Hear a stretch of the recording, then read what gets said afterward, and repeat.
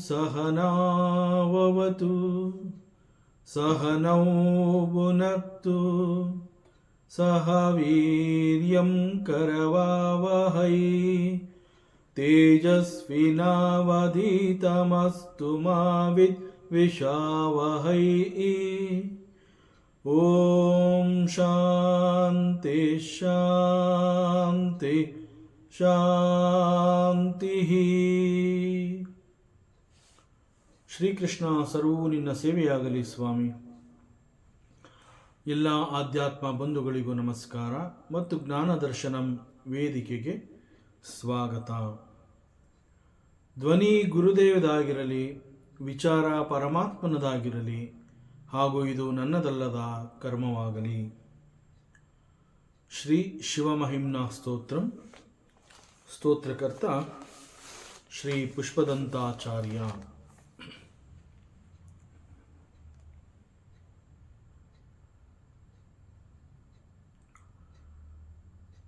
ನಾವು ಅನೇಕರನ್ನ ಪ್ರಶ್ನೆ ಮಾಡ್ತೀವಿ. ಸಿಮಿಲರ್ಲಿ ಅನೇಕರು ನಮ್ಮನ್ನು ಪ್ರಶ್ನೆ ಮಾಡ್ತಾರೆ. ಸೊ ಕಾಮನ್ ಆ ಪ್ರಶ್ನೆ ಏನು ಅಂತಂದರೆ, ಭಗವಂತ ಎಲ್ಲಿದ್ದಾನೆ? Where is that god? So ನನ್ನನ್ನು ಯಾರಾದರೂ ಪ್ರಶ್ನೆ ಮಾಡಿದ್ರೆ, ಅಥವಾ ನಾನು ಯಾರನ್ನಾದರೂ ಪ್ರಶ್ನೆ ಮಾಡಿದ್ರೆ, ಈ ಪರಮಾತ್ಮ ಅನ್ನುವಂತಹವನು ಎಲ್ಲಿದ್ದಾನೆ, ಎಷ್ಟು ದೂರದಲ್ಲಿ ಅವನಿದ್ದಾನೆ? ಸಾಮಾನ್ಯವಾಗಿ ನಾವು ಎಂದೂ ಕೂಡ ಅವನು ಇಲ್ಲೇ ಇದ್ದಾನೆ ಎನ್ನುವಂತಹ ಭಾವನೆಯನ್ನು ನಾವು ಹತ್ತಿರದಲ್ಲಿ ಬೆಳೆಸ್ಕೊಳ್ಳೋದೇ ಇಲ್ಲ. ನಮ್ಮ ಪ್ರಕಾರ ಭಗವಂತ ಅಂತಂದರೆ ಅವನು ನಮಗಿಂತ ಎಲ್ಲೋ ದೂರದಲ್ಲಿರ್ತಾನೆ ಎನ್ನುವಂತಹ ಒಂದು ಕಲ್ಪನೆಯೊಂದಿಗೆ ನಾವು ಭಗವಂತನ ಒಂದು ಇರುವಿಕೆಯನ್ನು ನಾವು ಅರ್ಥ ಮಾಡ್ಕೋತಾ ಬಂದಿರ್ತೀವಿ. ಸೊ ಭಗವಂತ ಅಂತಂದರೆ ಯಾಕೆ ಹಾಗೆ ಭಗವಂತ ಅಂದ ತಕ್ಷಣ ನಮಗೆ ಅವನು ದೂರದಲ್ಲಿದ್ದಾನೆ ಎನ್ನುವಂತಹದ್ದು ಯಾಕೆ ಆ ರೀತಿ ಕಲ್ಪನೆ ನಮ್ಮಲ್ಲಿ ಉಂಟಾಗತ್ತೆ ಅಂತಂದರೆ, ಈವರೆಗೆ ನಾವು ಯಾರೂ ಕೂಡ ಭಗವಂತನನ್ನು ನೋಡಿಲ್ಲ. ಭಗವಂತ ಹೇಗಿದ್ದಾನೆ ಅದು ಗೊತ್ತಿಲ್ಲ. ಸೊ ಗೊತ್ತಿಲ್ಲದೆ ಇರೋವಂತಹದ್ದು, ನೋಡಿಲ್ಲದೆ ಇರೋವಂತಹದ್ದನ್ನು ದೂರದಲ್ಲಿದ್ದಾನೆ ಅಂತಂದಾಗ ಒಂದು ರೀತಿಯಲ್ಲಿ ಆ ಟಾಪಿಕ್ನ ಎಂಡ್ ಮಾಡಬಹುದು. ಸೊ ಭಗವಂತ ಎಲ್ಲೋ ದೂರದಲ್ಲಿದ್ದಾನೆ ಅಂತ ಹೇಳಿಬಿಟ್ಟು ಆಕಾಶದ ಕಡೆಗೆ ನಮ್ಮ ಬೆರಳನ್ನು ಮಾಡಿ ತೋರಿಸಿ ಭಗವಂತ ಅಲ್ಲಿದ್ದಾನೆ. ಸೊ ಒಂದರ್ಥದಲ್ಲಿ ಭಗವಂತ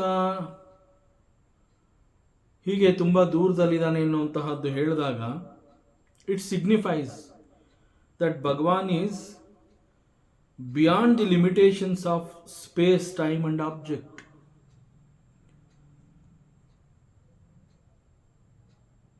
ಸೊ ಇದು ಕೂಡ ಭಗವಂತನ ಮಹಿಮೆ.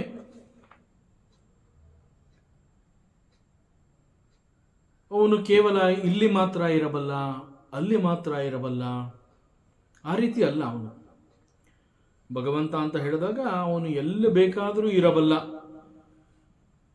ಅವನಿಗೆ ಆ ಶಕ್ತಿ ಇದೆ and he has got that freedom. So ಹೀಗೆ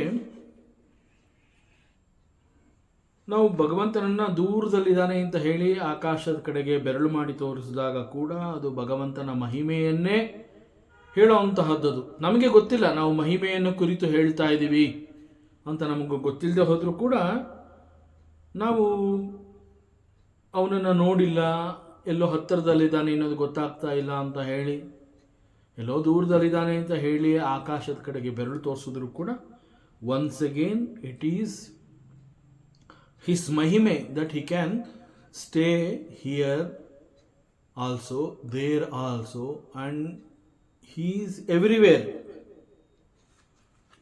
ಸೊ ಹೀಗೆ ಭಗವಂತ ಎಲ್ಲಿ ಬೇಕಾದರೂ ಇರಬಲ್ಲ ಅನ್ನುವಂತಹದ್ದನ್ನು ನಾವು ಈ ರೀತಿ ಕೂಡ ಹೇಳ್ತೀವಿ.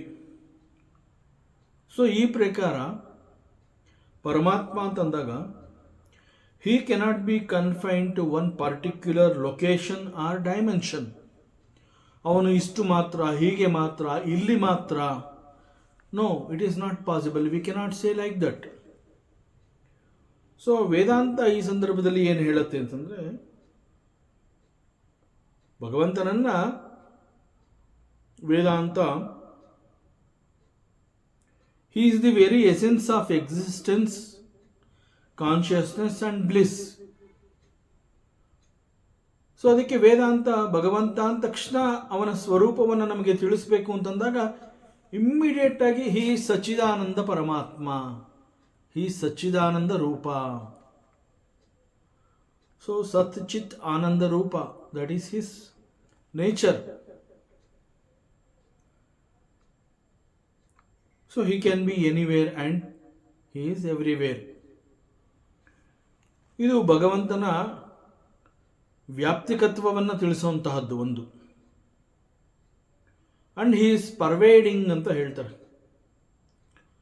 ಭಗವಂತ ಎಲ್ಲದರ ಒಳಗೆ ಹೊರಗೆ ಹೀಗೆ ಎಲ್ಲವನ್ನ ಆವರಿಸಿಕೊಂಡಿರುವಂತಹವನು, ಎಲ್ಲೆಲ್ಲೂ ಇರಬಲ್ಲವನು ಅವನು.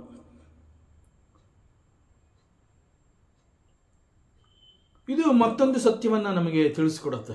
ನಾವು ಮತ್ತೊಂದು ಸತ್ಯದ ಬಳಿಗೆ ಹೋಗ್ಬೋದು. ಈ ಒಂದು ಸ್ಟೇಟ್ಮೆಂಟ್ನ ನಾವು ಸ್ವಲ್ಪ ಚಿಂತನೆಯನ್ನು ಮಾಡಿದ್ರೆ, the ultimate reality is not separate from us. So ಅವನು ಹೀಗೆ ಎಲ್ಲೆಲ್ಲೂ, ಎಲ್ಲ ಕಡೆ, ಎಲ್ಲದರ ಒಳಗೆ, ಎಲ್ಲದರ ಹೊರಗೆ. ಆ ಎಲ್ಲದರ ಅಂತಂದಾಗ we include in that. So ನಮ್ಮ ಒಳಗೆ, ನಮ್ಮ ಹೊರಗೆ, ಈ ಅರ್ಥವನ್ನು ನಾವು ತಗೊಂಡಾಗ that ultimate reality we cannot separate him from us. So we are an integral part of the Bhagwan. So there is no question of ದೂರ ಹತ್ತಿರ. This Dura and Hattira is two ends and he is the bridge. And this Dura Hattira annuva bridge, it connects me to that Bhagavan.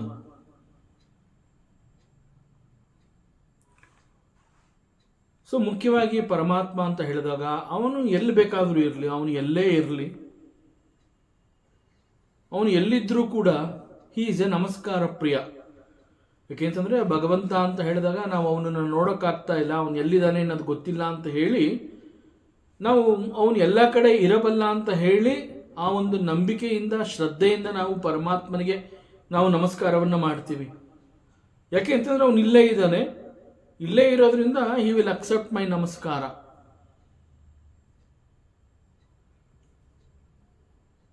So he is ನಮಸ್ಕಾರ ಪ್ರಿಯ. ಅಂತಹವನಿಗೆ ನಾನು ಶರಣಾಗಿದ್ದೀನಿ, ಅವನಿಗೆ ನನ್ನ ನಮಸ್ಕಾರ. And this ಪರಮಾತ್ಮ, this lord Shiva, he is ಸ್ಮರಹರ.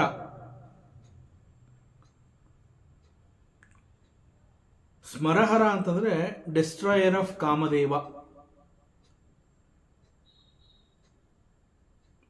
Hara means destroyer. ಹರಾಯ ನಮಃ.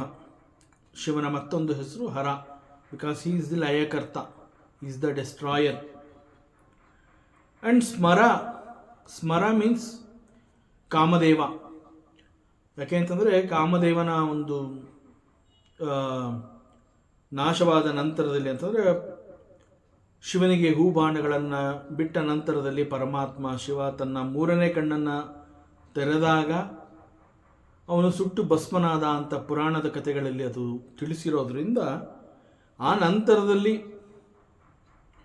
ರತಿ ಪರಮಾತ್ಮ ಶಿವನನ್ನು ಕೇಳ್ಕೊತಾಳೆ, ಬೇಡ್ಕೋತಾಳೆ. ಅವನು ಮಾಡಿರುವಂತಹದ್ದು ಲೋಕ ಕಲ್ಯಾಣದ ಕೆಲಸ. ಅನೇಕ ದೇವತೆಗಳು ಬಂದು ಅವನನ್ನು ಇಂತಹ ಕೆಲಸವನ್ನು ಮಾಡು, ನೀನು ಶಿವನನ್ನು ತಪಸ್ಸಿನಿಂದ ಹೊರಬರುವಂತೆ ನೀನು ಮಾಡಬೇಕಾಗಿರುವಂತಹದ್ದು ನಿನ್ನ ಕರ್ತವ್ಯ, ನಿನ್ನ ಧರ್ಮ, ಯು ಡೂ ಇಟ್, ಇದು ನಿನ್ನಿಂದ ಮಾತ್ರ ಸಾಧ್ಯ ಅಂತ ಹೇಳಿ ಅನೇಕ ದೇವತೆಗಳು ಬಂದು ಮನ್ಮಥನಿಗೆ ಈ ಕೆಲಸವನ್ನು ಕೊಟ್ಟಿದ್ದಾರೆ. ಆದ್ದರಿಂದ ಎಲ್ಲ ದೇವತೆಗಳ ಒಂದು ವಿಶ್ವ ಲೋಕ ಕಲ್ಯಾಣಾರ್ಥವಾಗಿ ಮಾಡ್ತಾ ಇರುವಂತಹ ಒಂದು ಕಾರ್ಯದಲ್ಲಿ ನೀನು ಪಾಲ್ಗೊಳ್ಳುವಂಥ ಎಲ್ಲ ದೇವತೆಗಳು ಹೇಳಿದಾಗ ಅವನು ನಿನ್ನ ಮೇಲೆ ಬಾಣ ಪ್ರಯೋಗ, ಹೂವಿನ ಬಾಣಗಳನ್ನು ನಿನ್ನ ಮೇಲೆ ಬಿಟ್ಟ. ಅದು ಕೇವಲ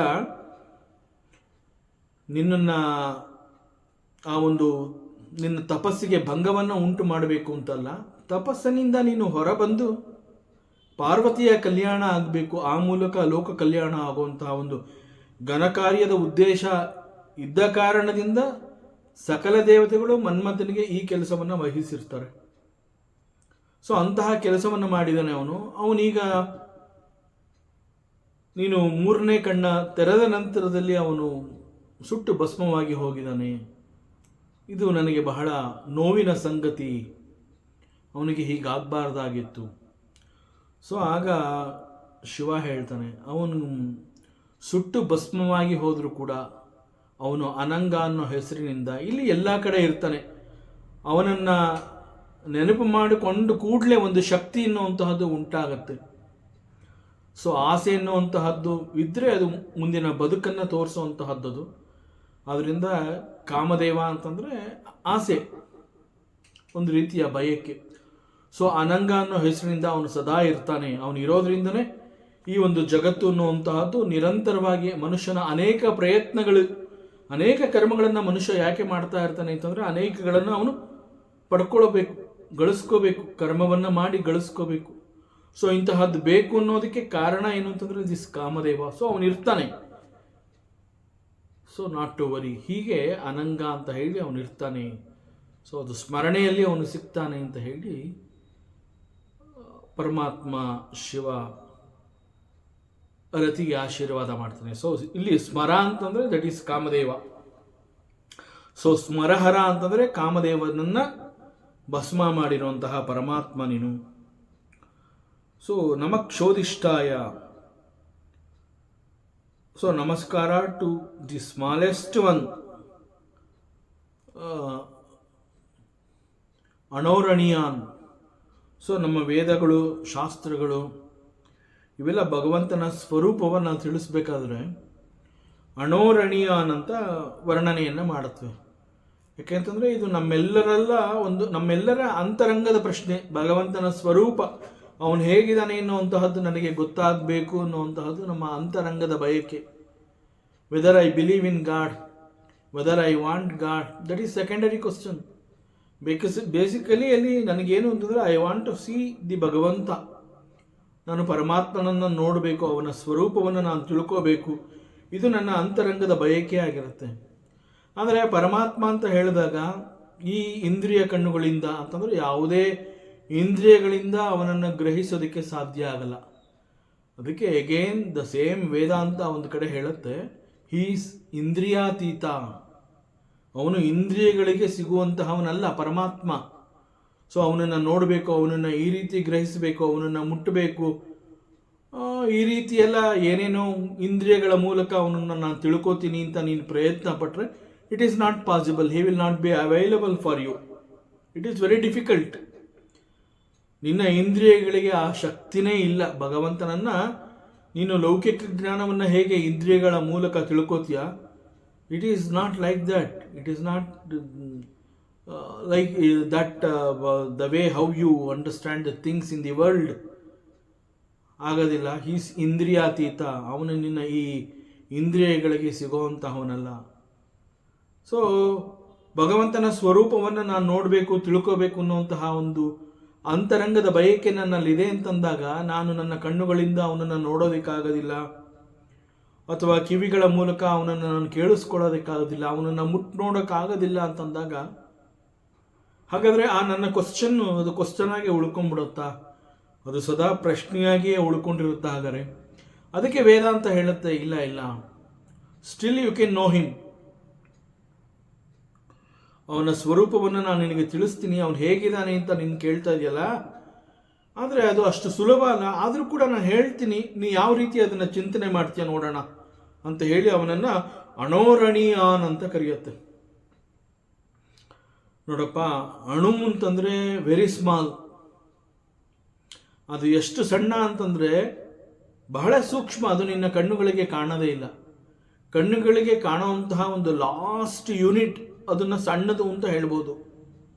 ಆ ಸಣ್ಣದು ಅನ್ನುವಂತಹದ್ದು ಮರೆಯಾಗಿ ನಂತರದಲ್ಲಿ ಅಲ್ಲಿದೆ, but not possible to see ಅಂತ ಹೇಳಿದಾಗ ಇಟ್ ಈಸ್ ಕಾಲ್ಡ್ ಸೂಕ್ಷ್ಮ, ವೆರಿ ಸಟ್ಲ್. ದಟ್ ಈಸ್ ಅಣು. ಸೊ ಆ ಅಣು ಅನ್ನುವಂತಹದ್ದನ್ನು ಹೇಗೆ ನಾವು ಸೂಕ್ಷ್ಮ ಅಂತ ಹೇಳ್ತೀವಿ, ಆ ಸೂಕ್ಷ್ಮಕ್ಕಿಂತ ಸೂಕ್ಷ್ಮ ಅಣೋರಣೀಯಾನ್.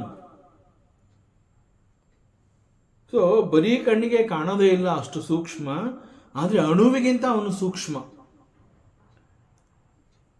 ಸೊ ಅದು ಎಷ್ಟು ಸೂಕ್ಷ್ಮ ಅಂತಂದರೆ you cannot even imagine about the size of that Paramatma. So he is so small. To such a Bhagwan I offer my salutations. ನನ್ನ ನಮಸ್ಕಾರ. And at the same time ಚ ಹಾಗೂ ನಮಃ ಮಹಿಷ್ಠಾಯ. ಮಹಿಷ್ಠಾಯ ಅಂತಂದರೆ ಹಿ ಈಸ್ ವೆರಿ ಬಿಗ್. ಮಹಿಷ್ಠಾಯ ಅಂತಂದಾಗ it comes from the word mahat. ಮಹತ್ ಅಂತಂದರೆ ಬಹಳ ವಿಸ್ತಾರವಾಗಿರುವಂತಹದ್ದು, ಅಗಾಧ. ಮಹತ್ ಅಂತಂದರೆ ವೆರಿ ಬಿಗ್, ಹ್ಯೂಜ್, ಈ ಅರ್ಥಗಳನ್ನು ಕೊಡುತ್ತೆ. So he is very big, bigger than the biggest. So that bigger than the biggest is described in Vedanta as Mahato Mahiyan. ಹೇಗೆ ಅಣೋರಣೀಯಾನ್ ಸಣ್ಣದಕ್ಕಿಂತ ಸಣ್ಣದು ಅಂತ ಹೇಳುತ್ತೆ ವೇದಾಂತ, ಅದೇ ರೀತಿ he is very big, bigger than the biggest, ಮಹತೋ ಮಹೀಯಾನ್. ಸೊ ಈ ರೀತಿಯೆಲ್ಲ ವೇದಾಂತ ಹೇಳಿ ನಮ್ಮನ್ನು ಮತ್ತಷ್ಟು ಹೆಚ್ಚು ಚಿಂತನೆಗೆ ಒಳಪಡಿಸುತ್ತೆ. ನೀನು ಮತ್ತಷ್ಟು ನನ್ನಲ್ಲಿ ಇಂಟ್ರೆಸ್ಟ್ನ ಕ್ರಿಯೇಟ್ ಮಾಡುತ್ತೆ to know the Bhagavanta, who he is and how he is. And ಇಲ್ಲಿ ಪುಷ್ಪದಂತಾಚಾರ್ಯಾದಿ ಸ್ತೋತ್ರಕರ್ತ, ಹೀ ಈಸ್ ಎ ಪರಮ ಭಕ್ತ ಆಫ್ ಲಾರ್ಡ್ ಶಿವ. ಸೊ ಅವನು ಇಲ್ಲಿ ಹೇಳ್ತಾ ಇದ್ದಾನೆ ಶಿವನನ್ನ, ಹೇ Paramatma, you are very small and also you are bigger than the biggest. And my pranams to you, my namaskaras to you. So ಇಲ್ಲಿ ಪುಷ್ಪದಂತಾಚಾರ್ಯ ಫ್ರಮ್ ದ ಬಿಗಿನಿಂಗ್ ನನಗೆ ನಿನ್ನನ್ನು ವರ್ಣನೆ ಮಾಡುವಂತಹ ಶಕ್ತಿ ಅಥವಾ ನಾಲೆಡ್ಜು ಅನ್ನುವಂತಹದ್ದು ಇಲ್ಲವೇ ಇಲ್ಲ. ಯಾಕೆ ಅಂತಂದರೆ ಐ ಆಮ್ ನಥಿಂಗ್. ನಿನ್ನನ್ನು ವರ್ಣನೆ ಮಾಡೋದಕ್ಕೆ ಬ್ರಹ್ಮಾದಿ ದೇವತೆಗಳಿಗೂ ಸಾಧ್ಯ ಇಲ್ಲ ಅಂತಂದ ಮೇಲೆ ಇನ್ನು ನಾನು ಯಾವ ಲೆಕ್ಕ, ನನ್ನ ಕೈನಲ್ಲಿ ಸಾಧ್ಯವೇ ಇಲ್ಲ. ಇಲ್ಲಿ ಪುಷ್ಪದಂತಾಚಾರ್ಯನ ಈ ಶ್ಲೋಕಗಳನ್ನು ನಾವು ಗಮನಿಸ್ತಾ ಬಂದರೆ ಅವನು ಎಷ್ಟೊಂದು ವಿನಯದಿಂದ ನನಗೇನೂ ಗೊತ್ತಿಲ್ಲ, ನನಗೆ ಗೊತ್ತಾಗ್ತಾ ಇಲ್ಲ, ನಿನ್ನ ಮಹಿಮೆ, ನಿನ್ನ ಕೀರ್ತಿ, ನಿನ್ನ ಶಕ್ತಿ ಎಲ್ಲವೂ ಅಪಾರ. ಸೊ ಬ್ರಹ್ಮಾದಿ ದೇವತೆಗಳಿಗೆ ಸಾಧ್ಯ ಇಲ್ಲದೆ ಇರೋವಂತಹದ್ದನ್ನು ನಾನು ಹೇಗೆ ಮಾಡಲಿ? ಸೊ ನಾನು ಕೂಡ ವರ್ಣನೆ ಮಾಡೋದಕ್ಕೆ ಸಾಧ್ಯ ಇಲ್ಲ. ಆದರೂ ಕೂಡ ನಾನು ಪ್ರಯತ್ನ ಪಡ್ತೀನಿ. ಬ್ರಹ್ಮಾದಿ ದೇವತೆಗಳಿಗೆ ಆಗಲಿಲ್ಲ ಅಂತ ಅಂದ್ಬಿಟ್ಟು ನಾನು ಸುಮ್ಮನೆ ಕೂತ್ಕೊಳ್ಳೋದಿಲ್ಲ. ನಾನು ಕೂಡ ಪ್ರಯತ್ನ ಪಡ್ತೀನಿ ನಿನ್ನ ವರ್ಣನೆಯನ್ನು ಮಾಡೋದಕ್ಕೆ, ನಿನ್ನ ಮಹಿಮೆಯನ್ನು ಹಾಡಿ ಹೊಗಳಿ ನಿನ್ನನ್ನು ಸ್ತುತಿ ಮಾಡುವಂತಹ ಎಲ್ಲ ಪ್ರಯತ್ನಗಳನ್ನು ಕೂಡ ನಾನು ಮಾಡ್ತೀನಿ. ಆದರೆ ಭಗವಂತ, ನಾನು ಏನೂ ಅಲ್ಲದವನು, ನಾನೊಬ್ಬ ಅಲ್ಪ.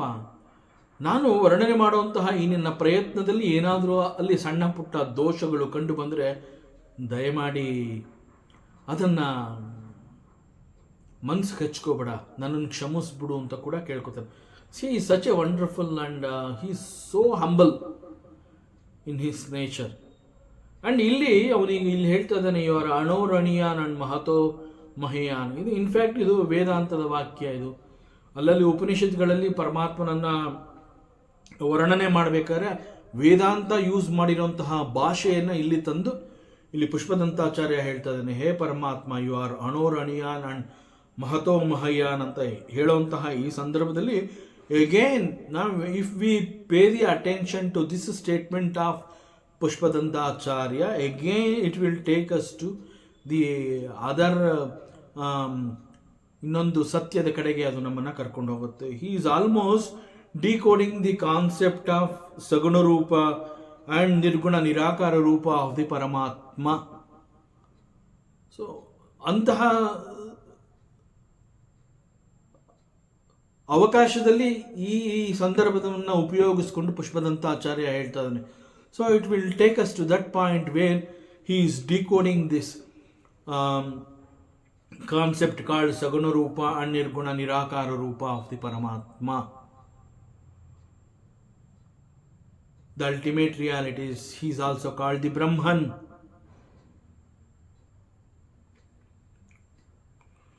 So what is Saguna Brahman? ಪರಮಾತ್ಮನನ್ನು ಬ್ರಹ್ಮ ಅಂತ ಕರೆದು ಬ್ರಹ್ಮನ ಗುಣಗಳನ್ನು, ವಿಶೇಷತೆಗಳನ್ನು ಹಾಗೂ ಅವನ ರೂಪಗಳನ್ನು ವರ್ಣನೆ ಮಾಡುವಂತಹದ್ದು ಸಗುಣ ರೂಪ. Attributes with attributes. In fact it is the very personal aspect of the divine. So that the devotion ಅಂತಂದರೆ ಭಕ್ತಿ ಎನ್ನುವಂತಹದ್ದು, ಭಕ್ತಿ ಮತ್ತು ಉಪಾಸನೆ ಅಂತ ನಾವೇನು ಹೇಳ್ತೀವಿ. So through bhakti and upasane puja is possible for a devotee. ಸಗುಣ ರೂಪದಲ್ಲಿ ಭಗವಂತನನ್ನು ಅರ್ಥ ಮಾಡಿಕೊಂಡಾಗ it is possible for a devotee to develop the bhakti, and through that devotion it is possible for him to worship and do the upasana of the altar, ತನ್ನ ಇಷ್ಟದೈವ.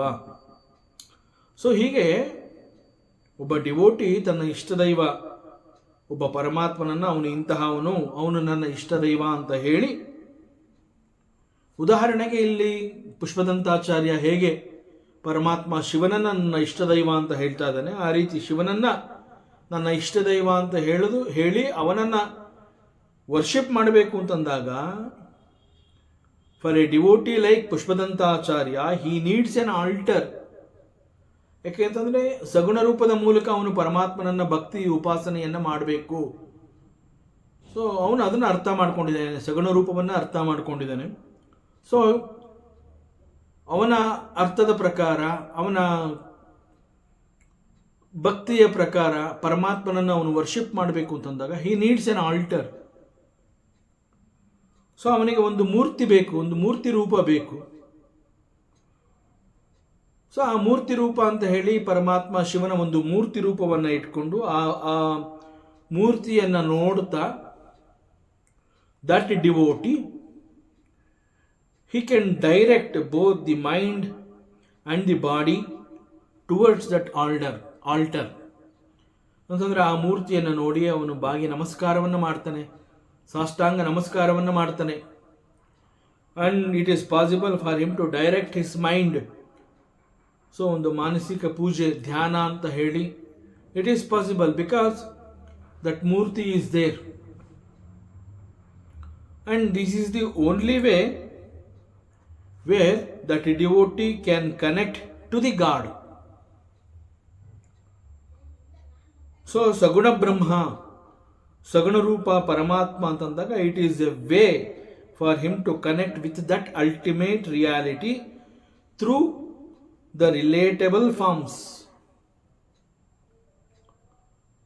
So ಪರಮಾತ್ಮನಿಗೆ ಒಂದು ರೂಪವನ್ನು ಕೊಡಬೇಕು ಅಂತಂದಾಗ it is the devotee that he can think of that Murti as Mahat. That Murti is the very Mahat for him because he is that Ishtadaiva. Jotege, at the same time, the devotee, he can mentally worship the God also. ಯಾಕೆಂತಂದ್ರೆ ಆ ಮೂರ್ತಿಯನ್ನು ಅವನು ಅಲ್ಲಿಟ್ಕೊಂಡು physically ಆ ಮೂರ್ತಿಗೆ ನಮಸ್ಕಾರವನ್ನು ಮಾಡಿ, ಅಲಂಕಾರವನ್ನು ಮಾಡಿ, ಅಭಿಷೇಕವನ್ನು ಮಾಡಿ, ಸ್ತೋತ್ರವನ್ನು ಮಾಡಿ, ಎಲ್ಲ ಆದಮೇಲೆ ನಾನು ಧ್ಯಾನವನ್ನು ಮಾಡ್ತೀನಿ ಅಂತ ಹೇಳಿ ಕಣ್ಮುಚ್ಕೊಂಡು ಕೂತ್ಕೊಂಡಾಗ it is possible for him to take his mind towards that altar. ಅವನ ಕಣ್ಣುಗಳನ್ನು ಮುಚ್ಕೊಂಡಿದ್ರು ಕೂಡ ಆ ಮನಸ್ಸು ಆ ಮೂರ್ತಿಯನ್ನು ನೋಡಿದ್ರಿಂದ it can remember. So the mind it recalls that murti and it is possible for that devotee to direct his mind towards that altar. And this refers to that Brahman, Saguna Rupi. ಜೊತೆಗೆ the same Brahman or the Paramatma ಇಷ್ಟದೈವ ಅಂತ ಹೇಳಿದಾಗ without any attributes, qualities, forms ಹೀಗೆ ಹೇಳಿದಾಗ ಅದು ಮನುಷ್ಯನ ಕಲ್ಪನೆಯನ್ನ ಮೀರಿರುವಂತಹ ಸತ್ಯ. ಸಗುಣ ರೂಪದಲ್ಲಿ ತನ್ನ ಇಷ್ಟದೈವ ಅವನು ಈ ರೀತಿ ಇರ್ತಾನೆ ಅಂತ ಹೇಳಿ ಭಾವಿಸಿ ಅದನ್ನು ನಂಬಿ ಆ ಮೂರ್ತಿಯನ್ನ ವರ್ಷಿಪ್ ಮಾಡುವಂತಹದ್ದು, ಚಿಂತನೆ ಮಾಡುವಂತಹದ್ದು, ಧ್ಯಾನ ಮಾಡುವಂತಹದ್ದು, it is all possible because he has accepted the Saguna Rupa of the Paramatma. There is another type of the devotee where avanu no attributes, no forms of the God, Nirakara, Nirguna Rupa, Gunatita avanu Bhagavanta adrinda Nirguna and Nirakara Rupa, pure consciousness, adanna ನಂಬಿರುವಂತಹ ಭಕ್ತ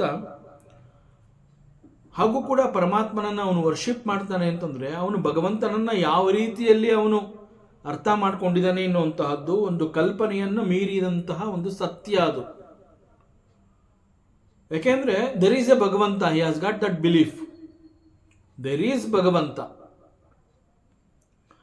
but that ಭಗವಂತ ಅವನು ಯಾವ ರೀತಿ ಇದ್ದಾನೆ ಅಂತ ನೋಡೋಕ್ಕಾಗ್ತಾ ಇಲ್ಲ, ಒಂದು ಮೂರ್ತಿ ಇಲ್ಲ, ಒಂದು ರೂಪ ಇಲ್ಲ. ಸೊ ಡಿಸ್ಕ್ರಿಪ್ಷನ್ಲೆಸ್ ಭಗವಂತನನ್ನ ಭಕ್ತಿ ಮಾಡುವಂತಹದ್ದಾದರೂ ಹೇಗೆ?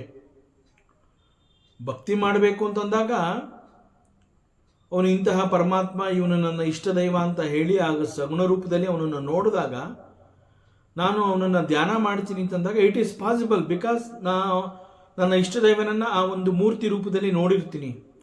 ಆದರೆ ಇಲ್ಲಿ ಒಬ್ಬ ಮನುಷ್ಯ, ಒಬ್ಬ ವ್ಯಕ್ತಿ, ಇನ್ನೊಬ್ಬ ಡಿವೋಟಿ ಏನು ಮಾಡಿರ್ತಾನೆ, ಪರಮಾತ್ಮನದು ನಿರ್ಗುಣ ನಿರಾಕಾರ ರೂಪ ಅಂತ ಹೇಳಿ ಆ ಸತ್ಯವನ್ನು ಒಪ್ಕೊಂಡಿರ್ತಾನೆ. So there is no description of the god, descriptionless god. ಅವನನ್ನು ಭಕ್ತಿ ಮಾಡುವಂತಹದ್ದು ಹೇಗೆ, ಅವನನ್ನು ಪೂಜೆ ಮಾಡುವಂತಹದ್ದು ಹೇಗೆ? But nirguna Brahman is the ultimate reality that transcends all limitations. That only that particular devotee can understand this truth. So this is not for everybody, it is not for every devotee. ನಮ್ಮ ವೇದಾಂತ, ನಮ್ಮ ಉಪನಿಷತ್ಗಳು ಕೂಡ ಇದನ್ನು ಹೇಳುತ್ತವೆ. ಬ್ರಹ್ಮನ್ ಅಂತಂದ್ರೆ ಸಗುಣ ರೂಪದಲ್ಲಿ ಅವನನ್ನು ತಿಳ್ಕೋಬೇಕು ಅಂತಂದಾಗ he is Anor Aniyan, he is very small and smaller than the smallest. And at the same time, Mahato Mahiyan, he is bigger than the biggest. ಹೀಗೆ ಇದು ಬಿಯಾಂಡ್ ಹ್ಯೂಮನ್ ಕಾನ್ಸೆಪ್ಟ್ ಆದರೂ ಕೂಡ yet it can be experienced. And through that experience, devotee can connect to the God. And that is the richness of the ultimate reality.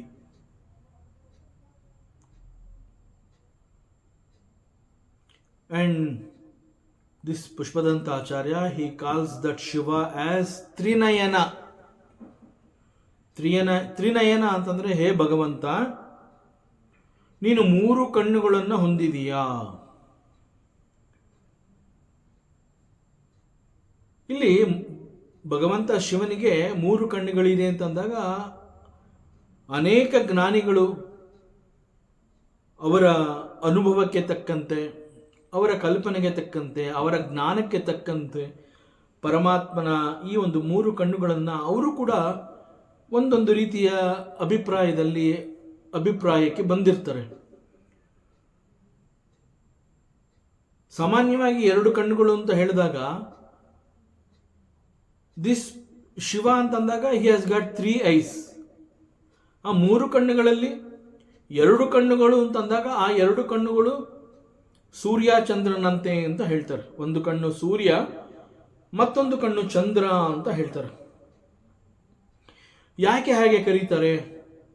What is the basis? ಇಲ್ಲಿ ಸೂರ್ಯ ಅಂತ ಹೇಳಿದಾಗ ಪರಮಾತ್ಮ ಶಿವನ ಒಂದು ಕಣ್ಣು ಸೂರ್ಯ ಅಂತ ಹೇಳಿದಾಗ ಆ ಸೂರ್ಯ ಅಂತಂದ್ರೆ ಇಟ್ ರೆಪ್ರೆಸೆಂಟ್ಸ್ ದಿ ಬೆಳಕು, ಲೈಟ್. ಎಗೇನ್ ಬೆಳಕು ಅಂತಂದಾಗ ನಮ್ಮ ವೇದಾಂತದಲ್ಲಿ ಅದನ್ನು ಜ್ಞಾನ. ಸೊ ಜ್ಞಾನ ಅಂತಂದ್ರೆ ಏನು? It is possible for you to see. See ಅಂತಂದ್ರೆ it is not through the eyes, it is an arivu. ಅದೊಂದು ಪ್ರಜ್ಞೆ, ಅದು ನಿನಗೆ ತಿಳಿಸ್ಕೊಡ್ತಾ ಇದೆ. It is possible for you to grasp. So ಇಲ್ಲಿ ಬೆಳಕು ಅನ್ನುವಂತಹದ್ದು, ಈಗ ಕತ್ಲೆ ಅಂತಂದಾಗ ಏನು ಕಾಣೋದಿಲ್ಲ. ಏನು ಕಾಣೋದಿಲ್ಲ ಅನ್ನುವಂಥದ್ದು ಹೇಗೆ ಅಂತಂದರೆ, ನನಗೇನು ತೋಚ್ತಾ ಇಲ್ಲ, ನನಗೇನು ಗೊತ್ತಾಗ್ತಾ ಇಲ್ಲ, ಏನು ಮಾಡಬೇಕು ಅನ್ನೋದು ಗೊತ್ತಾಗ್ತಾ ಇಲ್ಲ ಅಂತಂದಾಗ ಡಾರ್ಕ್ನೆಸ್ ಅಂತ ಹೇಳ್ತಾರೆ. ಬಟ್ ಬೆಳಕು ಅಂತಂದಾಗ it is possible to see. ನನಗೆಲ್ಲ ಕಾಣಿಸ್ತಾ ಇದೆ, ಗೋಚರವಾಗ್ತಾ ಇದೆ, I am able to see ಅಂತಂದಾಗ that belaku is called the jnana. So the right eye of the Shiva is called the jnana. It represents belaku, consciousness. ಅದೇ ರೀತಿ the left eye of the Shiva, ಅದು it represents the subconsciousness, emotions and intuitive aspect of the mind. ಅದನ್ನ moon, ಚಂದ್ರನಿಗೆ ಹೋಲಿಕೆ ಮಾಡಿ ಹೇಳ್ತಾರೆ. ಯಾಕೆಂತಂದ್ರೆ ಚಂದ್ರನ ಅಂಶಗಳು, ಮನಸ್ಸು ಅಂತ ಹೇಳಿದಾಗ very much connected to the moon. ಮನಸ್ಸು, ಎಮೋಷನ್ಸ್. ಸೊ ಹೀಗೆ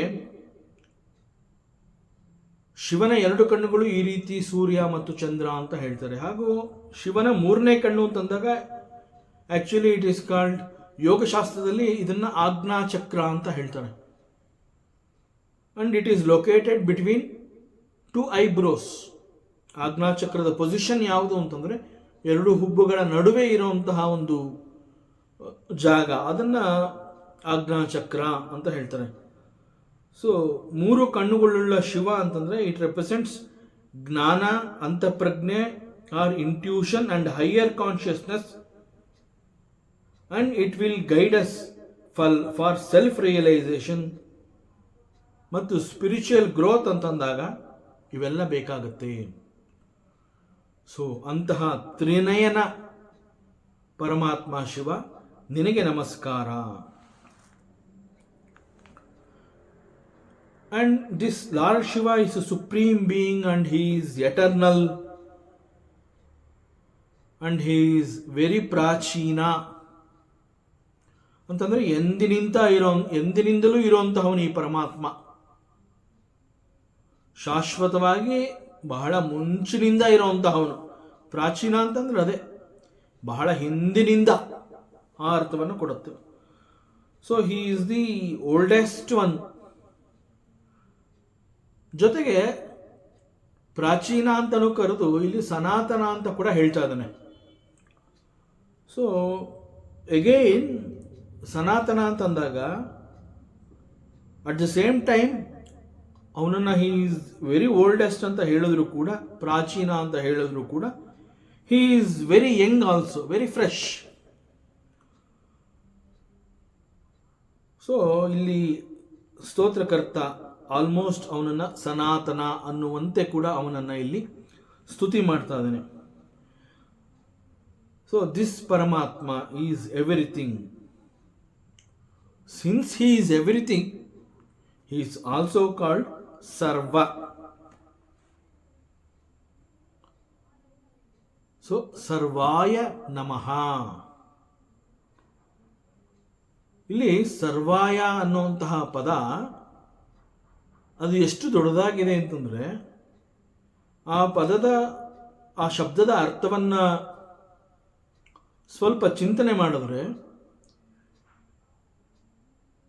ಸೊ ದಿಸ್ ಸರ್ವಾಯ ಅನ್ನುವಂತಹದ್ದನ್ನ ಇಲ್ಲಿ ಸ್ತೋತ್ರಕರ್ತ ಪುಷ್ಪದಂತಾಚಾರ್ಯ ಯಾವ ರೀತಿ ಹೇಳಿದಾನೆ ಅಂತಂದ್ರೆ, what is not Shiva. So ಅದನ್ನು ನಮಗೆ ಬಿಟ್ಟಿದ್ದೇನೆ. Think about that god. What is not Shiva? So he calls him Sarvaya. He is everything. And he is that, he is this, he is that everything. He is a Sarvaya. To that Shiva I offer my salutations. And he is pervading, he is everywhere. ಅವನು ಕೇವಲ ಮನುಷ್ಯರಲ್ಲಿ ಮಾತ್ರ ಇರ್ತಾನೆ ಅಂತಲ್ಲ, ಮನುಷ್ಯ ಪ್ರಾಣಿಗಳೆಲ್ಲದರಲ್ಲಿ ಅವನ ಅಂಶ ಇದೆ. ಜೀವ ಜಡ ಪರ್ವೇಟ್ಸ್ ಅಂತಂದ್ರೇನು? ಜೀವ ಜಡ ಅಂತಂದಾಗ ದಟ್ ಈಸ್ ಅಗೇನ್ ಎಕ್ಸಿಸ್ಟೆನ್ಸ್. ಜೀವ ಅಂತಂದಾಗ ಆ ಎಕ್ಸಿಸ್ಟೆನ್ಸ್ಗೆ there is an expression. Expression ಇಲ್ಲ ಅಂತಂದಾಗ ದಟ್ ಈಸ್ ಜಡ ಅಷ್ಟೇ. Otherwise both jiva and jada it is there. And this Shiva is pervading even that jiva and jada. So he is Sarvaya. Sarvaya Namaha. And the next shloka, 30ನೇ ಶ್ಲೋಕ. ಬಹುಲರಜಸೆ ವಿಶ್ವೋತ್ಪತ್ತೌ ಭವಾಯ ನಮೋ ನಮಃ. ಪ್ರಬಲತಮಸೆ ತತ್ಸಂಹಾರೇ ಹರಾಯ ನಮೋ ನಮಃ. ಜನಸುಖ ಕೃತೆ ಸತ್ವೋದ್ರಿಕ್ತೌ ಮೃಡಾಯ ನಮೋ ನಮಃ. ಪ್ರಮಹಸಿ ಪದೇ ನಿಸ್ತ್ರೈಗುಣ್ಯೈ ಶಿವಾಯ ನಮೋ ನಮಃ.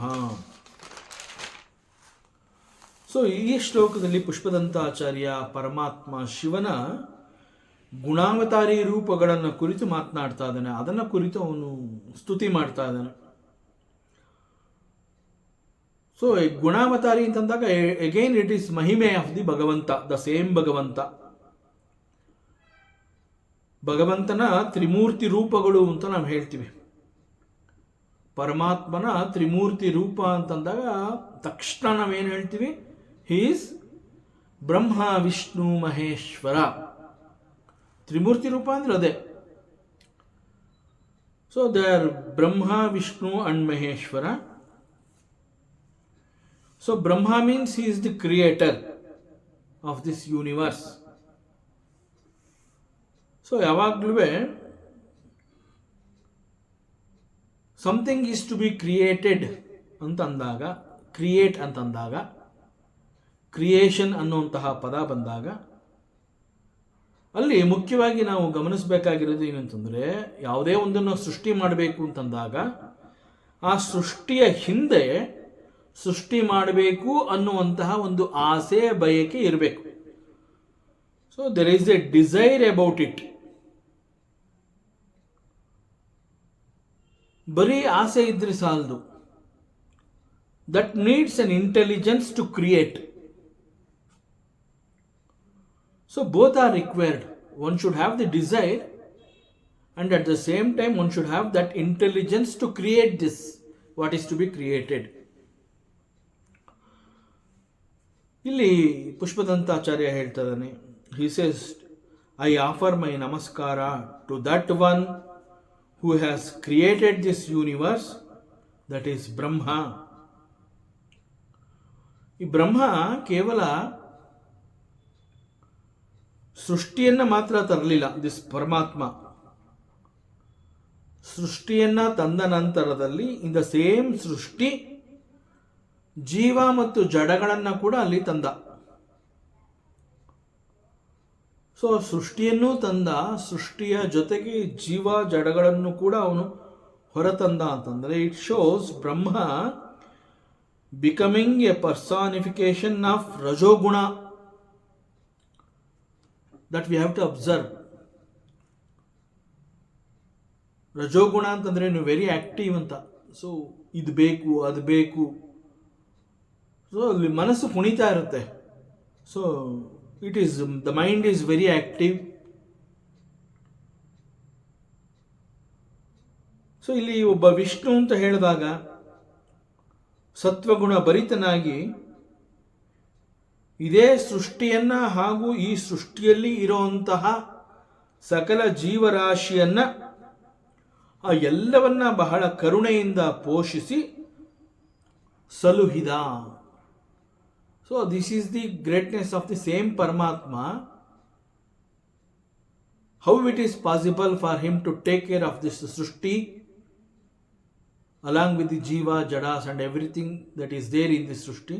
It is because of the sattva guna of that same Paramatma. Hey Vishnu,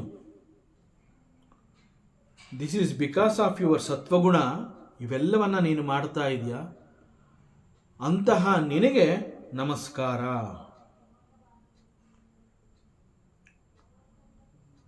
ಸೃಷ್ಟಿಯಾಯಿತು, ಸೃಷ್ಟಿಯಲ್ಲಿ ಜೀವರಾಶಿಗಳನ್ನು ತಂದ, ಜೀವರಾಶಿಗಳನ್ನು ಪೋಷಿಸಿದ ಒಂದು ಉದ್ದೇಶ ಇತ್ತು. ಅದಕ್ಕಾಗಿ ಇದೆಲ್ಲವನ್ನ ಭಗವಂತ ಮಾಡ್ದ ಅನ್ನುವಂತಹದ್ದು ಒಂದು ರೀತಿಯ ಅರ್ಥ. ಆದರೆ again the same Paramatma as Rudra,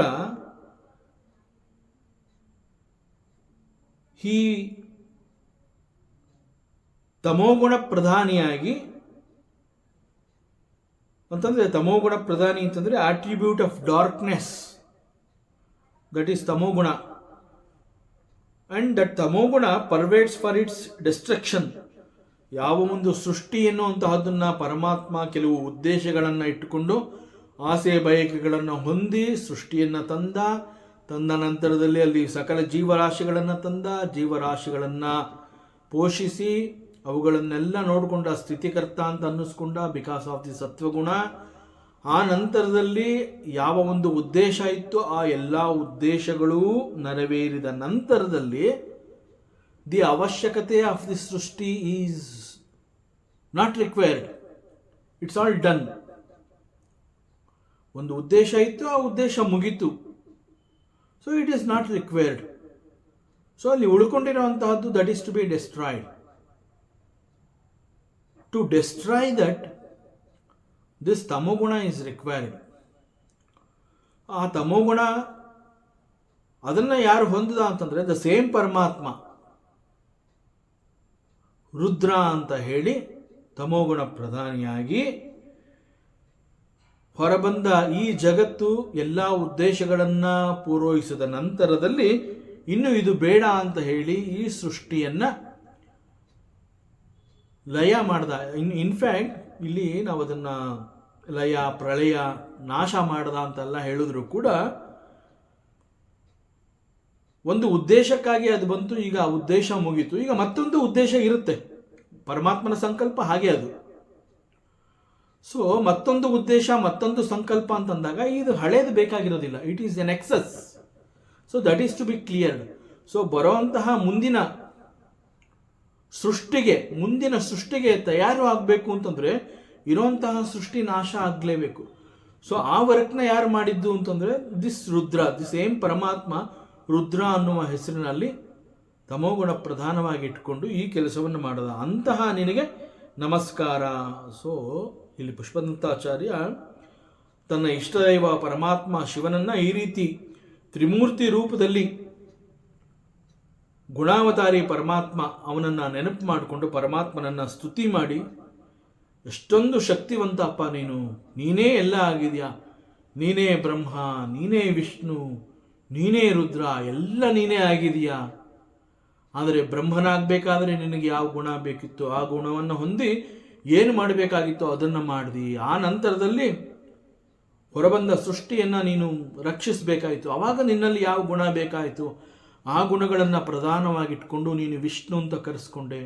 ಆಮೇಲೆ ಸೃಷ್ಟಿಯ ಉದ್ದೇಶ ಪೂರೈಕೆ ಆದಮೇಲೆ ಮರುಸೃಷ್ಟಿ ಆಗಬೇಕಾಗಿತ್ತು. ಸೊ ಅದನ್ನು ಕ್ಲಿಯರ್ ಮಾಡಬೇಕು ಅಂತ ಹೇಳಿ ನೀನು ಎಗೇನ್ ರುದ್ರನಾಗಿ ಬಂದು ಈ ಒಂದು ಸೃಷ್ಟಿಯನ್ನು ನೀನು ನಾಶ ಮಾಡಿದ್ಯಾ. You are such a powerful. ಭಗವಂತ ಅಂತ ಹೇಳಿ ತನ್ನ ಇಷ್ಟದೈವ ಶಿವನನ್ನು ಅವನು ಸ್ತುತಿ ಮಾಡ್ತಾ ಇದ್ದಾನೆ. ಸೊ ಹೀಗೆ ವೇದಾಂತದ ದೃಷ್ಟಿಯಿಂದ ನೋಡಿದ್ರೆ the idea of supreme being manifesting as he alone becomes creator, he alone becomes preserver and he alone becomes destroyer. ಇದೆಲ್ಲ it is all possible for a supreme being through 3 types of gunas: sattvaguna, rajoguna, ತಮೋಗುಣ. ಆದರೆ ಆಶ್ಚರ್ಯ ಆಗತ್ತೆ, ಈ ಗುಣಗಳಿಗೂ ಮತ್ತು ಸೃಷ್ಟಿಗೂ ಇರುವಂತಹ ಸಂಬಂಧ ಏನು? So ಈ ಒಂದು ಪ್ರಶ್ನೆ ಬರುತ್ತೆ. ಬೃಹತ್ ಸೃಷ್ಟಿಯ ಕಲ್ಪನೆಯ ಹಿಂದೆ ಇರುವಂತಹದ್ದು ರಜೋಗುಣ. ಈ ರಜೋಗುಣ ಇವುಗಳಿಗೆ ಪ್ರಚೋದನೆಯನ್ನು ನೀಡಿದೆ. ಅಂತಂದ್ರೆ ಸೃಷ್ಟಿ ಬೇಕು ಅನ್ನುವಂತಹದ್ದು is a desire, it is a bayake, ಅದೊಂದು ಆಸೆ. ಸೊ ಆಸೆ ಯಾರಲ್ಲಿ ಇರುತ್ತೆ ಅಂತಂದ್ರೆ ಯಾರಿಗೆ ರಜೋಗುಣ ಇರುತ್ತೆ ಅವರಲ್ಲಿ ಆಸೆಯ ಬಯಕೆಗಳಿರುತ್ತೆ. ಸೊ ಸೃಷ್ಟಿಯ ಪರಿಕಲ್ಪನೆ that itself is so amazing. ಅದಕ್ಕೆ ಬೇಕಾದಂತಹ ಆಕ್ಟಿವಿಟೀಸು ಅಂತಂದರೆ ಅದಕ್ಕೆ ಮಾಡಬೇಕಾಗಿರುವಂತಹ ಕೆಲವು ಕರ್ಮಗಳು.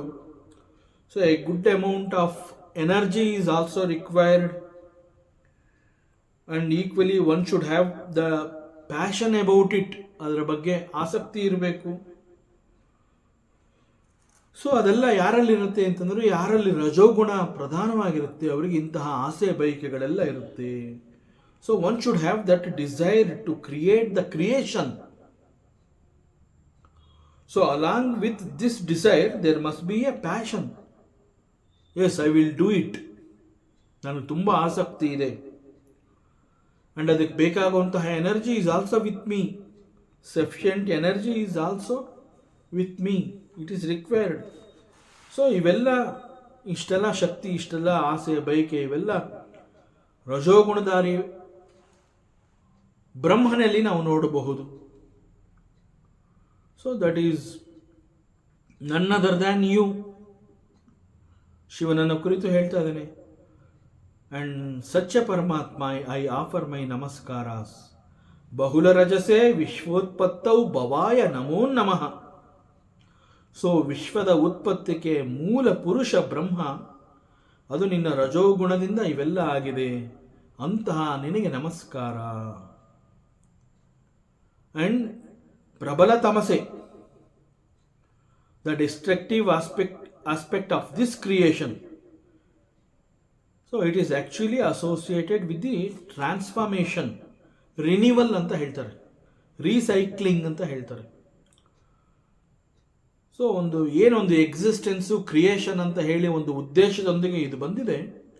ಆ ಉದ್ದೇಶದ ನಂತರದಲ್ಲಿ ಮರುನಿರ್ಮಾಣ ಆಗಬೇಕು, ಮರುಸೃಷ್ಟಿ ಆಗಬೇಕು.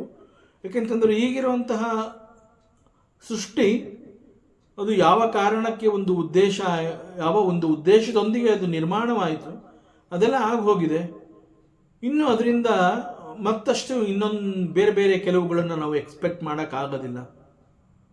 So it's all over. So ಅದು ರೀಸೈಕಲ್ ಆಗಬೇಕು, ಮರುಸೃಷ್ಟಿ ಆಗಬೇಕು. ಜಗತ್ತು ನಿರ್ಮಾಣವಾದ ನಂತರದಲ್ಲಿ ಅನೇಕಗಳು ಆಗಬೇಕಿತ್ತು, ಅಲ್ಲಿ ಅನೇಕ ಉದ್ದೇಶಗಳಿತ್ತು, ಅವೆಲ್ಲ ಆಗಿ ಹೋಗಿದೆ. ಈಗ everything is done. So now it appears excess. So excess is not required. Excess cannot be consumed. Prashnottara Ratnamala ಅನ್ನುವಂತಹ ಒಂದು ಗ್ರಂಥದಲ್ಲಿ ಆಚಾರ್ಯ ಶಂಕರರು ಹೇಳ್ತಾರೆ, ವಾಟ್ ಈಸ್ ಪಾಯ್ಸನ್ ಅಂತಂದರೆ ಎಕ್ಸಸ್ ಅಂತ ಹೇಳ್ತಾರೆ ಅವರು. See, we have to understand why it is so. So ಇಲ್ಲಿ excess is not required. Nothing can be done with the excess. So excess ಅಂತ ಅಂದಾಗ ನಂತರದಲ್ಲಿ ಒಂದು ಟ್ರಾನ್ಸ್ಫಾರ್ಮೇಷನ್ ಆಗಬೇಕಾಗಿರುತ್ತೆ. ಸೊ ಅದಕ್ಕಾಗಿ this is to be destroyed. So to destroy something, it is not possible for everybody. For that transformation thinking, renewal, recycling, ಈ ಎಲ್ಲ ಆಲೋಚನೆಗಳು ಬರಬೇಕು. ಅದೆಲ್ಲ ಯಾರಿಗೆ ಬರುತ್ತೆ ಅಂತಂದರೆ ತಮೋಗುಣ ಯಾರಲ್ಲಿ ಪ್ರಧಾನವಾಗಿರುತ್ತೆ ಅಂಥವರು he can think about it. ಹೇ ಪರಮಾತ್ಮ, ಹೇ Lord Shiva, you have that guna with you. And again it is out of compassion. ಅದು ಕೂಡ ನೀನು ಮರುಸೃಷ್ಟಿಗೆ ಯಾಕೆ ಈ ಒಂದು ಜಾಗವನ್ನು ಆಸ್ಪದವನ್ನು ಮಾಡಿಕೊಡ್ತಾ ಇದೆಯಾ ಅಂತಂದರೆ, ನಿನಗೆ ಅಷ್ಟೊಂದು ಕರುಣೆ, ಮುಂದಿನ ಸೃಷ್ಟಿ ಬರಬೇಕಲ್ಲ, ಅಲ್ಲಿ ಕೂಡ ಅನೇಕಗಳಾಗಬೇಕಲ್ಲ, ಅಲ್ಲೂ ಕೂಡ ಏನೇನೋ ಆಗಬೇಕು, ಎಷ್ಟೊಂದು ಕರುಣೆಪ್ಪ ನಿನಗೆ. ಸೊ ಇಲ್ಲಿ ನಾಶ ಅಂತ ನಾವು ಹೇಳ್ತೀವಿ, ಪ್ರಳಯ ಅಂತ ಕರಿತೀವಿ, ಬಟ್ ಇಟ್ ಈಸ್ ಭಗವಂತನ ಕರುಣೆಯಿಂದ ಈ ಒಂದು ಪ್ರಳಯ ನಡೆಯುತ್ತೆ. See we have to understand the hidden message which is there in that ಆ ಪ್ರಳಯ ಅಂತಂದಾಗ ಅಲ್ಲಿ ಇರೋಂತಹ ಒಂದು ಹಿಡನ್ ಮೆಸೇಜ್ನ ನಾವು ಅರ್ಥ ಮಾಡ್ಕೋಬೇಕಾಗುತ್ತೆ. It is very very karunya of the Paramatma. This pralaya can happen. ಪ್ರಬಲ ತಮಸೆ ತತ್ ಸಂಹಾರೇ ಹರಾಯ ನಮೋ ನಮಃ. So my namaskaras to you. And ಜನಸುಖ ಕೃತೆ. ಸೃಷ್ಟಿಯ ನಂತರದಲ್ಲಿ ಸೃಷ್ಟಿಯಲ್ಲಿ ಪರಮಾತ್ಮ ಅನೇಕ ಜೀವರಾಶಿಗಳನ್ನು ಹೊರತಂದ. ಅಲ್ಲಿ ಅನೇಕ ಜೀವಗಳು, ಕೇವಲ ಮನುಷ್ಯರು ಅಂತ ಮಾತ್ರ ಅಲ್ಲ, ಅನೇಕ ಪ್ರಾಣಿಗಳು, ಪಕ್ಷಿಗಳು, ಗಿಡ ಮರ ಅನೇಕಗಳು ಬಂದವು. ಸೊ ಅವರೆಲ್ಲರ ಸುಖಕ್ಕಾಗಿ ಇಲ್ಲಿ ಪ್ರಾಣಿ ಪಕ್ಷಿ ಮರ ಗಿಡ ಅಂತಂದ್ರೆ ಅವುಗಳದ್ದು ಸುಖ ಅಂತಂದ್ರೆ ಏನು, ಮನುಷ್ಯ ಅಂತಂದ್ರೆ ಅವನಿಗೆ ಹಿ ಎಕ್ಸ್ಪೆಕ್ಟ್ಸ್ ಸುಖ. ಬಟ್ ಇಲ್ಲಿ ಪ್ರಾಣಿ ಪಕ್ಷಿಗಳು ಮರ ಗಿಡಗಳು ಏನೇನೋ ಬಂದವು ಜೀವದ ಜೊತೆನಲ್ಲಿ. ಸೊ ಅವೆಲ್ಲರ ಸುಖಕ್ಕಾಗಿ ಪರಮಾತ್ಮ ಅವುಗಳ ಪಾಲನೆ ಪೋಷಣೆಯನ್ನ ಮಾಡಬೇಕಾಯಿತು. ಸೊ ಮತ್ತೊಬ್ಬರ ಬಗ್ಗೆ ಅವರ ಸುಖವನ್ನ ಬಯಸಬೇಕು, ಅವ್ರಿಗೂ ಕೂಡ ಒಳ್ಳೇದಾಗಬೇಕು ಅಂತಂದ್ರೆ ಅಂತಹವರ ಮೇಲೆ ಕಾರುಣ್ಯ ಭಾವ ಇರಬೇಕು. ಸೊ ದಿಸ್ ಕಾರುಣ್ಯ ಭಾವ ಇಟ್ಸ್ ಅಗೇನ್ ಸತ್ವಗುಣ ಇರಬೇಕು. ಅದಿದ್ರೆ it is possible. Sattvik thinking. ಸರ್ವೇ ಜನ ಸುಖಿನೋ ಭವಂತು ಅಂತ ಎಲ್ಲರೂ ಹೇಳೋದಿಲ್ಲ. ಸಾತ್ವಿಕ ಭಾವನೆ ಯಾರಲ್ಲಿರುತ್ತೆ ಅವ್ರು ಹೇಳ್ತಾರೆ ಎಲ್ರಿಗೂ ಒಳ್ಳೇದಾಗಲಿ ಅಂತ. ಇಲ್ಲಾಂದ್ರೆ it is not possible to pray like that. ಈ ಶಾಂತಿ ಮಂತ್ರದಲ್ಲಿ ನಮ್ಮ ಸನಾತನ ಧರ್ಮ ಇದನ್ನು ಯಾಕೆ ಹೇಳಿಕೊಟ್ಟಿದೆ ಅಂತಂದ್ರೆ it is so sattvic. And sattvic thinking and sattvic karma ಇವೆಲ್ಲ ಇಲ್ಲಿ ನಡೆಯುತ್ತೆ. ಪಾಲನೆ ಪೋಷಣೆಗಾಗಿ ಪರಮಾತ್ಮ ಸತ್ವಗುಣವನ್ನು ಹೊಂದಿ, and he is called the Vishnu and he bless this world. So ಸತ್ವಗುಣ ಅಂತಂದ್ರೆ the attribute and compassion and kindness. So ಇಂತಹ ಭಗವಂತ ಮೃಡಾಯ ಕಾರಣ್ಯಮೂರ್ತಿ, ಅಂತಹ ನಿನಗೆ ನಮಸ್ಕಾರ. ಸೊ ಇಲ್ಲಿ ಒನ್ಸ್ ಅಗೇನ್ ಪುಷ್ಪದಂತಾಚಾರ್ಯ ತನ್ನ ಆರಾಧ್ಯ ದೈವ ಶಿವನನ್ನು ಕುರಿತು ಇಲ್ಲಿ ಸ್ತುತಿ ಮಾಡ್ತಾ ಇದ್ದಾನೆ. ಹೇ ಪರಮಾತ್ಮ, ನಿನಗೆ ನಮಸ್ಕಾರ. You are beyond gunas. ಇಲ್ಲಿ ವೇದಾಂತ ಹೇಗೆ ಜೊತೆನಲ್ಲೇ ಹೇಳುತ್ತೆ, ಪರಮಾತ್ಮನನ್ನ ಗುಣಾತೀತ ಅಂತ ಕರೆಯುತ್ತೆ, ಮತ್ತು ಪರಮಾತ್ಮನನ್ನ ನೀನು ಗುಣಗಳನ್ನು ಹೊಂದಿರೋದ್ರಿಂದ ನೀನು ಗುಣಾವತಾರಿಯಾಗಿ ಬ್ರಹ್ಮ ವಿಷ್ಣು ಮಹೇಶ್ವರ ಅಂತ ಕೂಡ ಕರೆಸ್ಕೊಂಡಿದ್ಯಾ. ಇಲ್ಲಿ ಎರಡು ಬೇರೆ ಬೇರೆ ಡೈಮೆನ್ಷನ್. ಒಂದು ಗುಣಾತೀತ, ಗುಣಗಳನ್ನು ದಾಟಿರೋವನನ್ನ ಪರಮಾತ್ಮ ಅಂತ ಕರಿಬೇಕು ಅಂತ ವೇದಾಂತ ಹೇಳ್ಕೊಡುತ್ತೆ. ದ ಸೇಮ್ ವೇದಾಂತ ಇಲ್ಲಿ ಹೇಳ್ತಾ ಇದೆ, Brahma Vishnu Maheshwara is gunavatari of the same Paramatma. ಹೇ ಪರಮಾತ್ಮ, ನಿನಗೆ ನಮಸ್ಕಾರ. So you are beyond gunas and you are capable of taking any form or avatara in order to take care of this jagattu and jiva. So you are beyond gunas anta heluva ಮೂಲಕ it signifies that you are that ultimate reality. So ಬದಲಾವಣೆಗಳು ಜಗತ್ತಿನ ನಿಯಮ.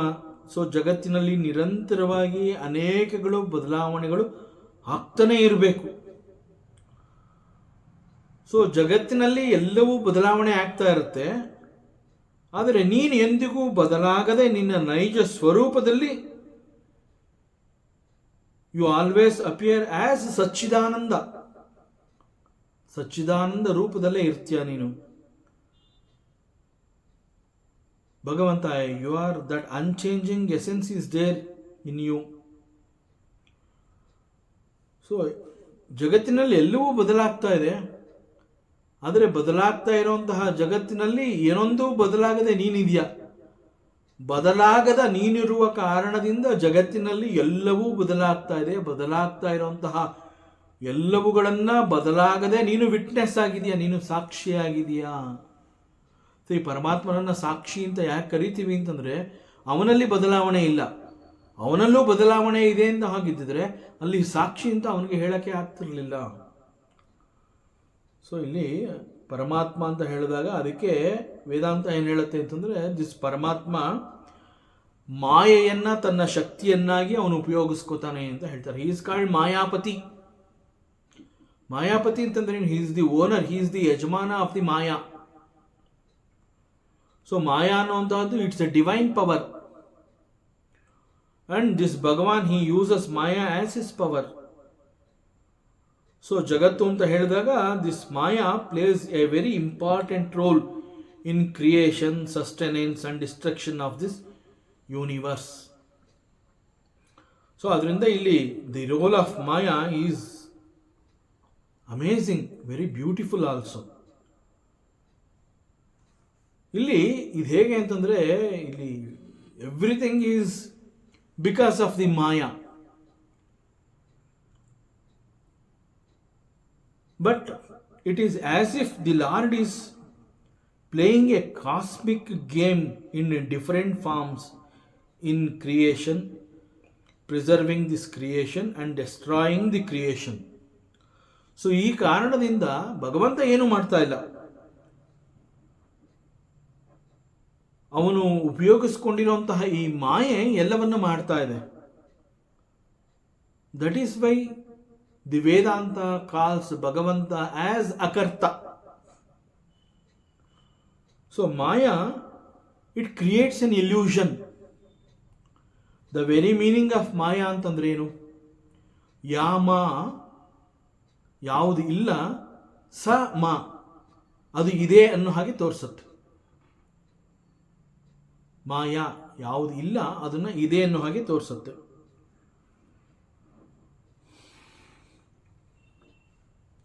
So this maya it creates an illusion.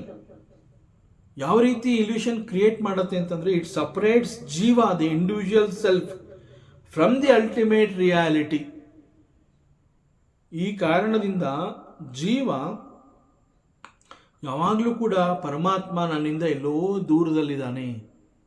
In fact ವೇದಾಂತ ಹೇಳುತ್ತೆ, you are that ತತ್ವಮಸಿ. ವೇದಾಂತ ಅಷ್ಟು ಸ್ಪಷ್ಟವಾಗಿ ತತ್ವಮಸಿ ಅಂತ ಹೇಳುತ್ತೆ. ಒಬ್ಬ ಗುರು ಹೇಳ್ತಾನೆ ತತ್ವಮಸಿ, ಇದು ಗುರುವಿನ ಉಪದೇಶ. ತತ್ವಮಸಿ ಇಸ್ ಎ ಉಪದೇಶ ವಾಕ್ಯ.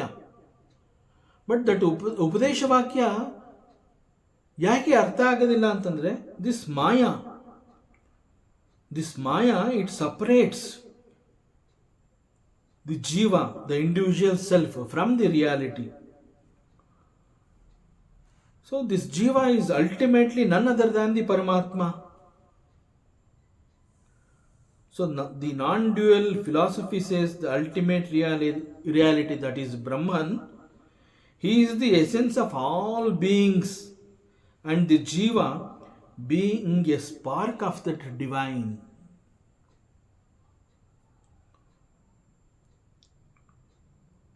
So the realization of this truth is the key for liberation. ನಾವು ಮೋಕ್ಷ ಅಂತಂದ್ರೆ, ಅನೇಕರು ಮೋಕ್ಷ ಅನ್ನುವಂತಹದನ್ನ ಒಂದು ಲೋಕ,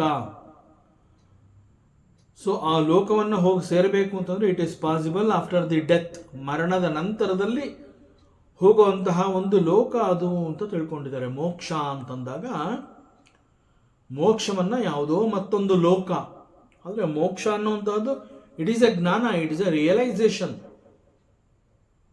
ಏನ್ ರಿಯಲೈಸೇಷನ್ ಅಂತಂದ್ರೆ,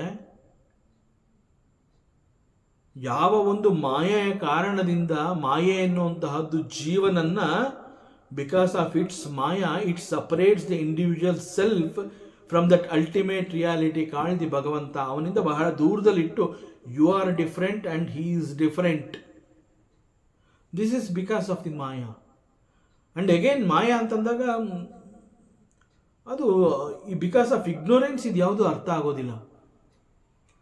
ಅಷ್ಟು ಸ್ಪಷ್ಟವಾಗಿ ವೇದಾಂತ ಹೇಳುತ್ತೆ. ಒಬ್ಬ ಗುರು ಹೇಳ್ತಾನೆ ಇದು ನನ್ನ ಉಪದೇಶ ಇದು ಅಂತ ವೇದಾಂತ ಹೇಳುತ್ತೆ.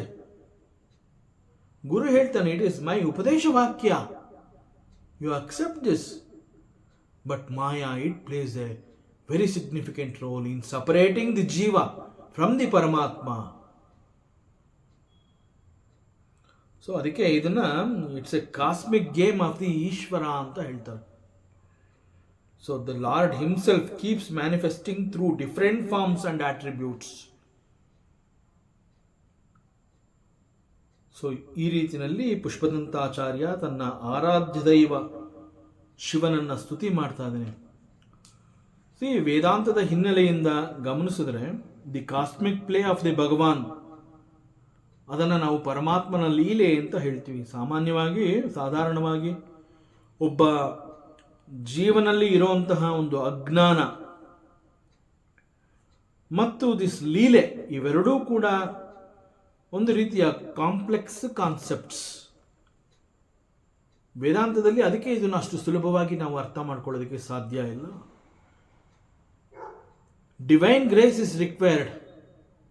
ಸದ್ಗುರುವಿನ ಕೃಪಾದೃಷ್ಟಿ ಬೇಕು, ಭಗವಂತನ ಅನುಗ್ರಹ ಇರಬೇಕು, ಮತ್ತು ಎಷ್ಟೋ ಜನ್ಮಗಳ ಸಂಸ್ಕಾರಗಳು ಮನುಷ್ಯನನ್ನು ಆ ದಿಕ್ಕಿನಲ್ಲಿ ಕರ್ಕೊಂಡು ಹೋಗುತ್ತೆ. ಸೊ ಅಂತಹ ಸಂಸ್ಕಾರಗಳನ್ನು ಅವನು ತನ್ನ ಪ್ರತಿ ಜನ್ಮದಲ್ಲೂ ಅವನು ಸಂಪಾದನೆ ಮಾಡ್ಕೋತಾ ಬರಬೇಕಾಗತ್ತೆ. ಸೋ ಮೆನಿ ಫ್ಯಾಕ್ಟರ್ಸ್, ಅನೇಕ ಅಂಶಗಳು ಇಲ್ಲಿ. ಸೊ ಭಗವಂತನ ಲೀಲೆ are the cosmic play. In fact the entire srishti, ಇಡೀ ಕ್ರಿಯೇಷನ್ ಅಂತ ನಾವು ಹೇಳ್ತೀವಿ, that itself is a very big leele of the Paramatma. ಮತ್ತು ದ ಅಲ್ಟಿಮೇಟ್ ರಿಯಾಲಿಟಿ ಅಂತ ಹೇಳ್ತಾ ಇರುವಂತಹ ಈ ಒಂದು ಪರಬ್ರಹ್ಮ ಪರಮಾತ್ಮ ಆರ್ ದಿ ಭಗವಂತ, he manifests through various forms and various attributes. But what is the purpose? ಯಾವ ಉದ್ದೇಶಕ್ಕಾಗಿ ಈ ರೀತಿ ಆಗ್ತದೆ? ಒಬ್ಬ ಜೀವನನ್ನ ಹೀಸ್ ಅಜ್ಞಾನಿ, ಅವಿದ್ಯೆಯ ಕಾರಣದಿಂದ ಈ ಥರ ಆಗ್ತದೆ. ಅಂಡ್ ದಿಸ್ ಜೀವ ಅವನಿಗೆ ಮೋಕ್ಷ ಯಾವಾಗ ಅಂತಂದಾಗ ಈ ಜ್ಞಾನವನ್ನು ಸಂಪಾದನೆ ಮಾಡ್ಕೊಳ್ಳೋವರೆಗೂ ಅವನು ಹುಟ್ಟುತ್ತಾನೆ ಇರಬೇಕು. ಪುನರಪಿ ಜನನಂ ಪುನರಪಿ ಮರಣಂ, ಈ ಒಂದು ಸೈಕಲ್ನ ಅವನು ಬ್ರೇಕ್ ಮಾಡ್ಕೊಂಡು ಅವನು ಈಚೆ ಬರಬೇಕು ಅಂತಂದರೆ, ಸೊ ಅವನಲ್ಲಿ ಇಂತಹ ಅನೇಕ ಸಂಸ್ಕಾರಗಳು ಬೆಳೆದು ಈ ಒಂದು realization point he should touch, he should realize that jnana, aham ಬ್ರಹ್ಮ ಅಸ್ಮಿ, ನಾನು ಬ್ರಹ್ಮನೇ ಆಗಿದ್ದೀನಿ. ಅದನ್ನೇ ಇಲ್ಲಿ ಗುರು ಉಪದೇಶ ವಾಕ್ಯ ಅಂತ ಹೇಳಿ ತತ್ವಮಸಿ ಅಂತ ಗುರು ಹೇಳಿದ, ವೇದಾಂತ ಹೇಳಿದೆ, ಅದೆಲ್ಲ ಈಗ ನನಗೆ ಅರ್ಥ ಆಗಿದೆ ಅನ್ನೋಂತಹದ್ದು ಒಬ್ಬ ಜೀವನಿಗೆ ಗೊತ್ತಾಗುವವರೆಗೆ there is no moksha for him. That is moksha. It is not going to some place, it is not a place to go. So ಇದೆಲ್ಲ ಲೀಲೆ, ಭಗವಂತನ ಲೀಲೆ. ಈ ರೀತಿ ಎಲ್ಲ ಒಬ್ಬ ಜೀವನಲ್ಲಿ ಅಜ್ಞಾನ ಇರುತ್ತೆ, ಅವನು ಅನೇಕ ರೀತಿಯ ಎಕ್ಸ್ಪೀರಿಯನ್ಸ್ಗಳಾಗಬೇಕು. ಯಾಕೆ ಹೀಗೆ? What is the purpose? ಇದಕ್ಕೆ ಒಂದು ಉದ್ದೇಶ ಅನ್ನುವಂಥದ್ದು ಇರಬೇಕು. ಸೊ ಇಲ್ಲಿ what is the truth here? The purpose of this cosmic play is not driven by the desires. ಇದು ಆಸೆ ಬಯಕೆಗಳಿಂದ ಆಗಿರುವಂತಹದ್ದಲ್ಲ ಇದು purpose. It is the inherent nature of that ultimate reality called the Bhagavanta, and it is his expressions. So ಇಂತಹದ್ದು ಮತ್ತಷ್ಟು ನಮಗೆ ಅರ್ಥ ಆಗಬೇಕು ಅಂತಂದರೆ ಇಂತಹ ವಿಚಾರವನ್ನು ನಾವು ಮತ್ತೆ ಹೆಚ್ಚು ಚಿಂತನೆಗೆ ಇಟ್ಕೋಬೇಕಾಗತ್ತೆ. ಮತ್ತಷ್ಟು ವಿಚಾರಗಳಿದೆ, ಮುಂದಿನ ಅವಕಾಶದಲ್ಲಿ ಮತ್ತೆ ಮುಂದುವರಿಸೋಣ. ಓಂ ಪೂರ್ಣಮದಃ ಪೂರ್ಣಮಿದಂ ಪೂರ್ಣಾತ್ ಪೂರ್ಣಮುದಚ್ಯತೆ ಪೂರ್ಣಸ್ಯ ಪೂರ್ಣಮಾದಾಯ ಪೂರ್ಣಮೇವಾವಶಿಷ್ಯತೆ. ಓಂ ಶಾಂತಿ ಶಾಂತಿ ಶಾಂತಿ. ಹರಿ ಓಂ. ಶ್ರೀ ಗುರುಭ್ಯೋ ನಮಃ. ಹರಿ ಓಂ. ಈ ದಿನದ ಪ್ರವಚನ ಸೇವೆಯನ್ನು ಪರಮಾತ್ಮ ಶ್ರೀಕೃಷ್ಣನ ಪಾದಚರಣಗಳಿಗೆ ಅತ್ಯಂತ ಭಕ್ತಿಯಿಂದ ಶ್ರದ್ಧೆಯಿಂದ ಅರ್ಪಿಸೋಣ. ಶ್ರೀಕೃಷ್ಣಾರ್ಪಣಮಸ್ತು.